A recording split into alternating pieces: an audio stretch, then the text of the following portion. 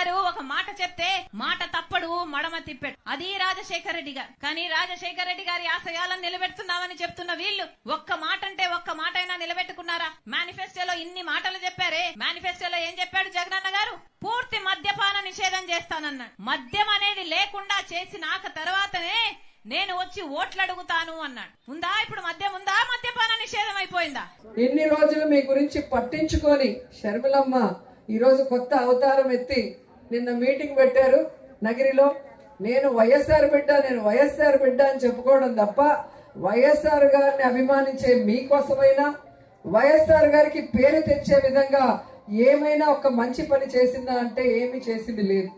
మొన్నటి వరకు తెలంగాణలో వైఎస్ఆర్ తెలంగాణ పార్టీ అని పెట్టి నేను ఇక్కడే పుట్టాను, ఇక్కడే పెరిగాను, ఇక్కడే పెళ్లి చేసుకున్నాను, తెలంగాణ ప్రజలే నా ప్రజలు, వాళ్ళకి సర్వీస్ చేస్తాను చచ్చిపోయేంత వరకు అనింది.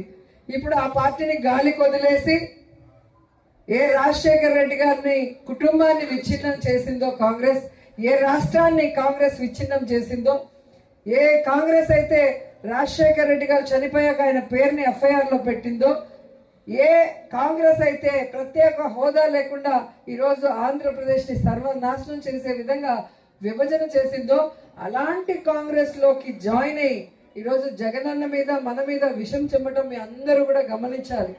ఎందుకంటే నిజమైన రాజన్న బిడ్డ జగనన్న మాత్రమే.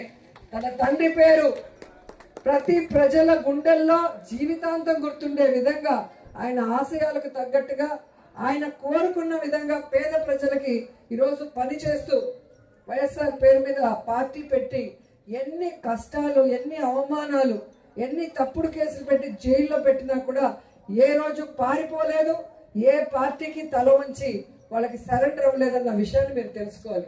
కానీ షర్మిల గారు ఈరోజు కాంగ్రెస్ లో చేరి వైఎస్ఆర్ ఆత్మని క్షోభించే విధంగా చేసింది.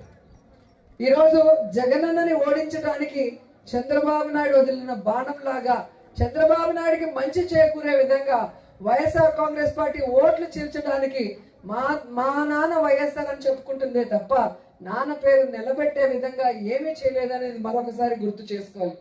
ఈరోజు వైఎస్ఆర్ ఆశయాల కోసం పనిచేసేది జగనన్న అయితే వైఎస్ఆర్ ఆస్తుల కోసం ఈరోజు రోడ్డెక్కి పోరాటం చేస్తుంది షర్మిల.